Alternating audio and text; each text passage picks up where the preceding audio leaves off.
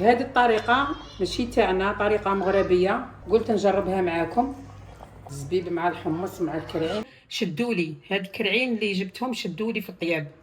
كاين اللي طيبوا بالخفطريين وكاين اللي يشدوا. هذه هي. وشوفي هنايا بالحمص والزبيب جا شباب، جاي شهي، راه فوق الحد عاد، راه طايب لي غايه. كرعين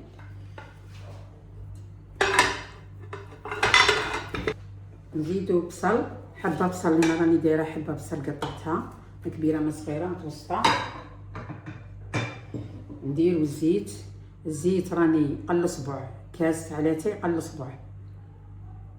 كاين اللي ما يبغوش ليدان بزاف هما تاني يجو ميدمين. نشعلو عليه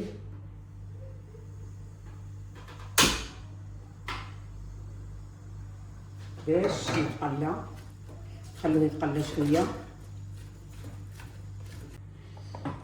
درك بعد ما قلينا البصل، ها فوالا، قادره ديري بارد في بارد كما يقولوا. انا نبغي نقلي باش البصل يطلق البنه هكذا.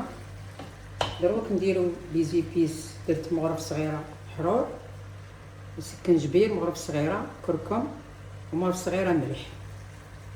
وبالنسبه للملح تي والذوق تاعك، اللي ما يبغوش الملح بزاف كيطيب ذوقي خاصه زيدي. نديرو مغرف كبيره طماطيس مصبره، نقلوها شويه.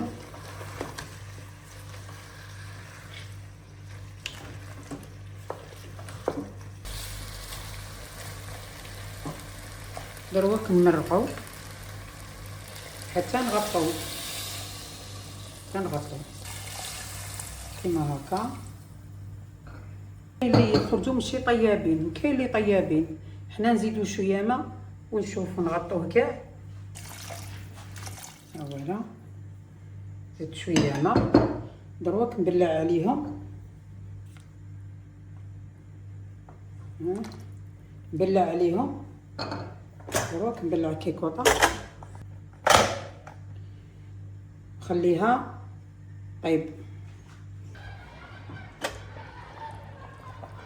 حلينا عليهم لقيناهم راه داخلهم الطياب. دروك نزيدو نفرغو الحمص، نزيدو كميه من الزبيب. وهذه الطريقه ماشي تاعنا، طريقه مغربيه، قلت نجربها معاكم نشوفوها كي تجي دايره في البنه. الزبيب مع الحمص مع الكرعين، شوفوها كي تجي دايره في البنه. نغلقوا عليها ونخليها تكمل الطياب.